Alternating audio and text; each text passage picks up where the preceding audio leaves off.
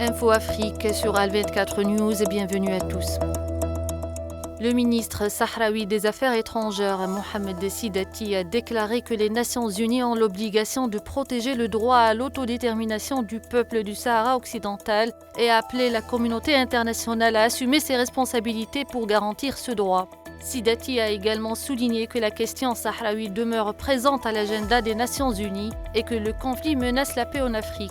Il a fait référence à la récente décision de la Cour de justice européenne, qualifiant celle-ci de coup dur pour le Maroc, tout en rappelant les précédents jugements de la Cour internationale de justice.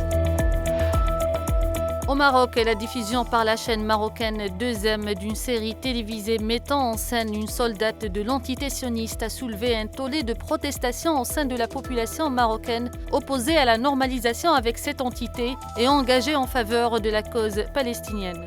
L'apparition de cette soldate dans la série diffusée depuis le 28 septembre est vivement critiquée par les Marocains qui ont appelé la chaîne 2M à suspendre sa diffusion et à présenter des excuses publiques.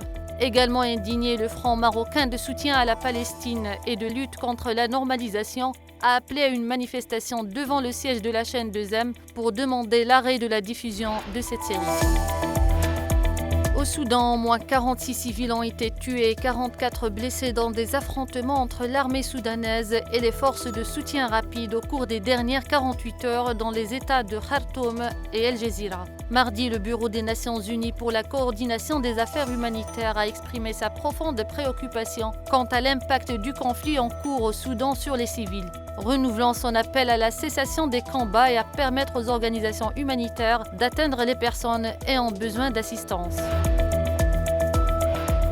Un camion-citerne a explosé après une perte de contrôle sur une voie rapide près de la capitale ougandaise Kampala, faisant au moins 10 morts. Le responsable du district où l'accident s'est produit a indiqué qu'au moment où des gens arrivaient pour siphonner de l'essence, il y a eu un incendie qui a provoqué la mort de 10 personnes brûlées vives et plusieurs blessés.